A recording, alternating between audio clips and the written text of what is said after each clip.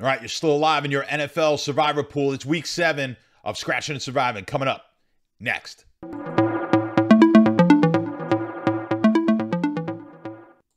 right, guys, you know how we do it. We are scratching and surviving, trying to win that big money in your Survivor pools.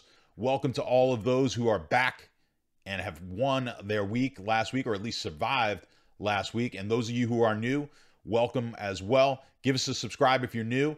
And we'll be doing this each and every week, trying to get you to the finish line, trying to get you that big prize. And unlike all these other shows, if you watch on TV, on YouTube, all over the internet, who try to give Survivor picks, I think they give about 30 seconds worth of thought into it. We do a lot more here. We get in depth, a lot of math, a lot of game theory, kind of what has made me successful in daily fantasy. I implement a lot of those strategies here when it comes to the Survivor pool. So a lot of you guys have been giving great positive feedback. I appreciate that. So of course, give us a subscribe. If you're not watching this in the Sharp app and you don't have the Sharp app yet, I am, of course, Statsational with the Sharp app. You're going to need to download that app. There's a link down below where you can download the app for free. There's also a pro version of the app. That pro version not only gets you all of our picks and models and a ton of information that you wouldn't normally otherwise get for a really reasonable price, you also get access to the VIP channels in our Discord. The Discord, not only here, I know you guys leave a lot of comments here on the videos asking questions about your Survivor pool, which I absolutely love. I love answering the questions because it helps me think about my pools as well. So it gives me a different perspective when I start analyzing your pool. So of course, teaching always makes you smarter. So I enjoy answering all your questions, both here and, as I was saying, in our Discord. I love seeing all the new faces in Discord, or the new names. I don't get to see your face, of course, but the new names in Discord. That Discord keeps growing as the app keeps growing. It's tremendous how fast the app is starting to grow, and a lot of you are really enjoying it. And again, appreciate the feedback, both positive and negative. If you've got anything that you don't like about the app, of course, let me know as well, because we are still tinkering and trying to give you guys exactly the product that you want. So enough of that. Let's jump into this week Survivor pool. And as always, I like to head on to survivorgrid.com. If you're new here, survivorgrid.com, great site for the Survivor pools, and you can take a look at it here. Of course, we have EV, which is expected value. Now, that's their own calculation. W percentage is win percentage. The P percentage is pick percentage, and that's based on the major websites that do Survivor pools. They're getting the data from those pools and then passing it along to us. So this is invaluable information. Now, we're not going to know specifically your pool, exactly how this breaks down, but this does give us an idea where everyone is. So let's just kind of take a look at where the market is right now. We're seeing 25% on New England, 18.5% on Tampa, and 18% Vegas, with almost 13% on Dallas. Those are your big teams this week. Now, a lot of this has to do with the different types of pools. Now, you can't play these exactly the same. You're not going to make your picks exactly the same, depending on what type of pool you're in, how many people are left. You guys who've been with me understand that concept. If you're new, then this may be a little bit new to you. We don't necessarily pick the same team if we're in one of 1,000 or we're one of 5 or one of 10, right? So the pick is going to be different.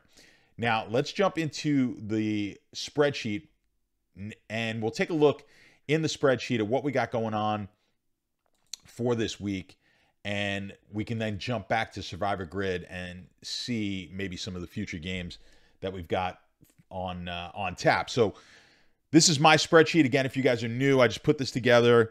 I've got it weighted future value as 0%. Now, when it's weighted at 0% future value, what that means is it's just going to let me know who's the best team that week as far as point spread goes, or the money line. And of course, Tampa is the biggest favorite this week at Carolina. They were disappointing last week, of course, Tampa, costing quite a few people in their pools, getting knocked off by Pittsburgh. But we see they're close to an 82% chance of winning. And I figured this out inside the Sharp app, guys. I just punch in these money lines. I take the midpoint. That's the best thing to do. Take the midpoint on the money line. If you're just looking at one sports book, take the midpoint of the money line. That's going to give you as close to the win probability as possible. But I like using the Sharp app because we've got all of the lines for all the books, all the legal books in the US, all compiled in one spot, so we could get a much tighter price, which is going to give us a more accurate number here on the win probability. So again, check that out in the Sharp app. Even if you're not a pro subscriber, you're going to be able to get that information. It's going to be very helpful for you, not only for this, but in your sports betting. All right, so again, I just copied this information over from Survivor Grid, or some of it. This pick percentage is taken from Survivor Grid, and of course, I'm punching in the win probabilities. Now, the future value is something I'm basing on what the Survivor Grid has the future lines for that particular team. The lower the number, the better, right? So the future value, when it's at 0, it's not taking into account this column at all, which is why, even though Tampa has a very high or low number, but a very high future value, they are going to pop up when I put 0%, because it's only going to take the team that has the best win percentage. Now, in this case, I'm looking at unique teams of 2. So if I only had 1 entry left, and I was in a small pool of, let's say, 10 people, it's going to give me Tampa as the play. Now, let's start with this, right? So Tampa looks like the obvious play here in a small pool. Let's just make sure we want to do this while, yes, we want to take the best possible team, or the team with the highest likelihood of winning when we get down to a small number of people in the pool. We usually want to do that, but we do want to check the Survivor Grid and just make sure that we're not going to need Tampa, let's say, next week or the week after. So let's just double check that now. So we've got Tampa as the biggest favorite this week, so we know we like them here. And then the nice thing here on Survivor Grid is we could scroll through or sort by what the expected point spread is going to be. Now, of course, we see in week 8, we really don't need Tampa here in week 8.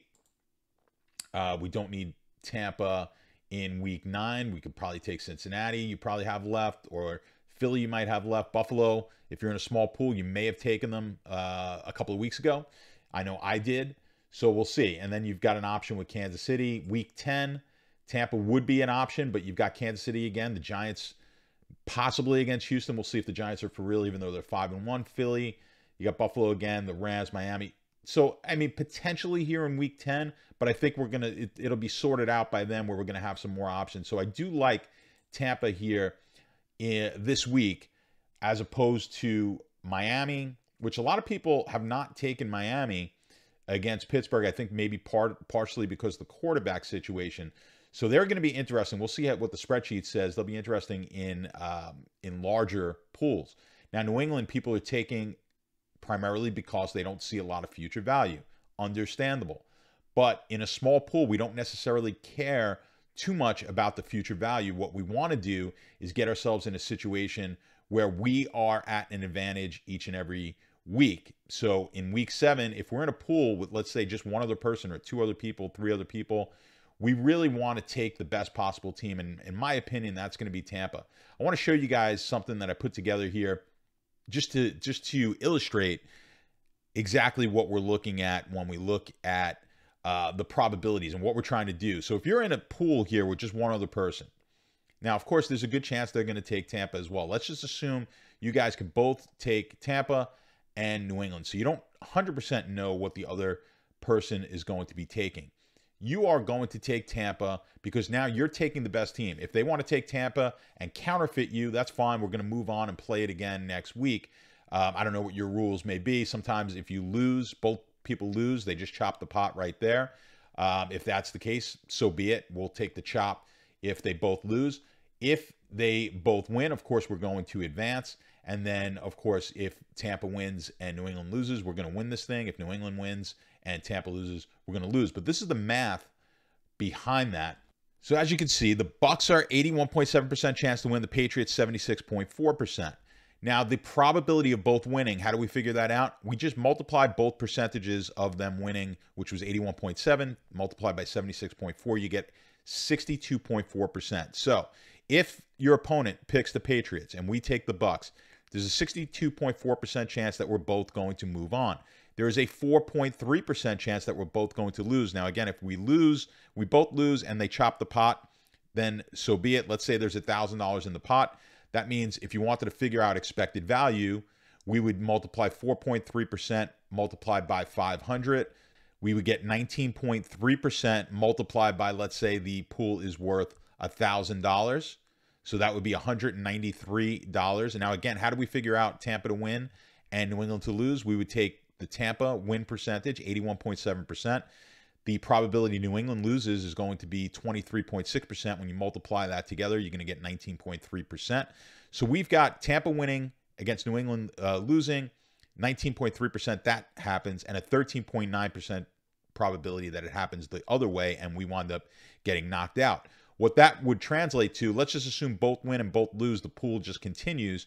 We are now a 58.2% favorite or minus 139 favorite to win the pool right now this week. So if I was betting on who was going to win the pool and I saw you had Tampa and your opponent had New England, I can make that bet. If you were giving me even money on that bet, it would be a great bet for me because I should be laying minus 139 on that bet. This is why I like these type of pools so much, because we could get ourselves in a position where we're at huge plus EV numbers, and you don't necessarily have that opportunity when you're sports betting.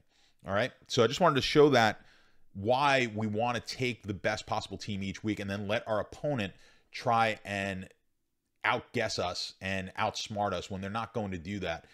Again, there's it's only a 58.2% chance. That means there's almost a 42% chance that your opponent's going to win. But give me that situation each and every week, and the odds are I'm going to out coin flip them, or I'm going to outperform them over the long run. If they're going to keep counterfeiting us with the same picks, that's all good and well also, right? Because we don't want to say, if we knew our opponent was taking New England, or if we knew our opponent was taking Tampa this week, and you say, yeah, but I got a shot. If I take New England, and I'm not going to use them in the future, you start rationalizing it. Like, I have no chance of taking New England again. I don't like the rest of their schedule.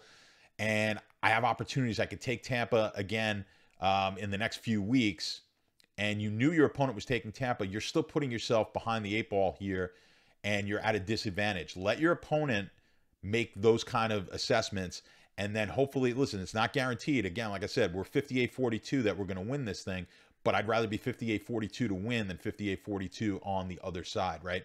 So we get ourselves in those advantageous situations. Sports betting, the professional sports bettor, the advantage player, that's all they're doing. They're just trying to move the probabilities slightly in their favor. So that's what we're doing here in small pools. But let's take a look now at the spreadsheet again, and we'll see about maybe if we're in a larger pool. All right, so we've got the pool I'm in. I mean, we could use it as an example. I'm in one, by the way, I'm in one of 3 left in my small pool, and I'm taking Tampa as we've just gone over. Now, I'm in a larger pool. It's about 600 people left in that pool, and I've only got 5 entries left. Now, we had double picks and whatnot. We started with 8,000, so I am actually down in equity. So here's something else I wanted to talk about. And before we get into the spreadsheet, let's just discuss this. I always talk about equity. Now, we've talked about when your equity is now lower than what you started with. And the quick way to figure out the equity is how many entries did you start with? What's the total prize pool? All right, let's say you're in a pool that started with 500 people. It was $20 an entry. That's $10,000 in the pool. And you started with 10 entries. So you put in your $20 for each entry. You were in for $200, right? So each one of your entries was worth $20. Let's just say you have not lost any, and we are now down to 50 people in the pool. Well, now you own 20% of the pool, and your equity is now, there's only 50 people in the pool. Each entry is worth $200. You have 10 entries. You've got $10,000 of equity in that pool. You started with only $200 of equity. So you've now 10 times the equity. Now, you haven't won yet, and people ask that question all the time. They're like, well, that's really just paper money, which is correct. But now we're in a really good situation, so we want to, of course, take a little bit less risk. That means if you're in that situation where you've got a lot of equity in your pool, I want you to minimize the risk by taking more favorites. Now, if you are in a situation where you started with 10, you're down to 1, and we've got 50 entries left, you're in an equal situation. As far as equity, you've lost the same amount of entries that the entire pool has. But let's say now the pool has 100 people and you only have 1 entry left. You've lost half of your equity now in the pool, and you're going to probably want to be a little bit more risky. Now, if you're in a situation where you've got multiple picks, like last week, I had 6 picks left. There were about 1,000 people left in the pool. We started with 8,000. I had 130 entries to start. So I was definitely behind the 8 ball. I had less equity than I started with in the pool. Now, one way, like we talk about, when you have low equity, meaning that now you are behind and you need to catch up, there's a couple of ways we want to play it. Well, the one thing we want to do is add risk. Now, there's a couple of different ways we can add risk. I always talk about adding risk by maybe taking some of the lesser teams and then hoping that the teams that are being taken, like this week would be a New England or a Tampa, and then hoping those teams lose. Maybe we take the 3rd and 4th tier of teams and then pick up equity that way, because if the bigger teams lose, we're going to lose a big chunk of the pool. If we win, of course, we add equity again, and then we can catch up to the rest of the pool. Now, the other way to play this is to then put all your eggs in one basket, or at least most of your eggs in that basket, and take the same team. And you could do this by taking the same favorite, big favorite, like in this case would be Tampa. Now, last week I had 6 entries left in that pool. There was a little over 1,000 people left. I was definitely behind, low equity. I took the Rams with every single pick I was capable of. I had 4 entries that could take the Rams. So I did that. I had Tampa with one of the other picks, and I had the Chargers with another pick. So I was able to advance 5 entries, and I actually picked up on the pool. So the pool lost 40% of its entries. I only lost 1/6 of my entries. So I'm catching up again. Now that I have 5 entries, I'm still behind, but I'm closer.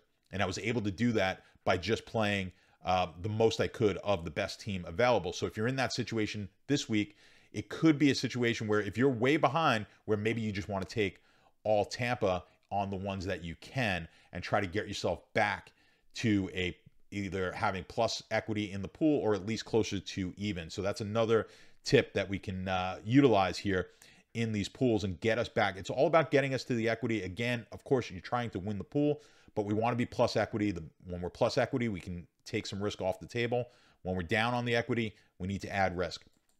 Here's the spreadsheet again, and let's just take a look now at if we are looking, we're in a large pool. So this is 600 people.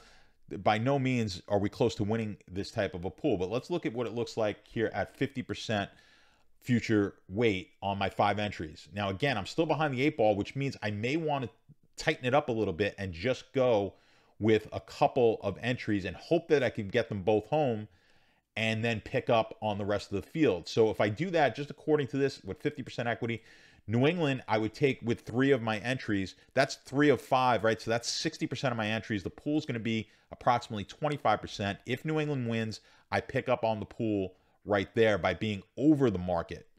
All right. And the similar situation here with Vegas. Again, they're picking 2 teams that don't have a ton of future value, and we can pick them and hopefully advance. They're not the best options, but hopefully we can advance here, taking these 2 teams. And then if Dallas or Tampa loses, or we get a few, some of these lesser pick teams, Cincinnati or the Chargers, if any of those lose, we're going to pick up equity on the pool. So if we're behind, which I am, I'm going to start looking at this, and I may do this one. I may just throw like 1 Tampa, 2 New England, 2 Vegas. I'm going to have to think about it, right? But I don't want to get too diverse here when I am too far behind the 8 ball. Now, you are in a 5-person pool. We're in that situation, or you're in a pool with 50 people left, and you've got 5 entries. You started with, let's say, 10 entries. You've lost half, but the pool started with 2,000 entries. Well, now you're in a really good situation. Maybe you want to be a little less risky. Let's just see what the 25% is going to give you. And as we thought here, you're going to want to be less risky. You want to be on the 2 teams that really everyone else is on, which is going to be New England and Tampa. So this is really, as we get deeper into this, it really depends on the type of pool you're in, how many are left. And of course, I can't answer your questions without knowing what your questions are. So you're going to have to leave me a comment down below. And if you're struggling with this at all in any way, we can certainly discuss it. So hopefully that gives you some ideas for this week and in the future. Good luck this week. Hopefully I will see you back here next week as we keep on scratching and surviving.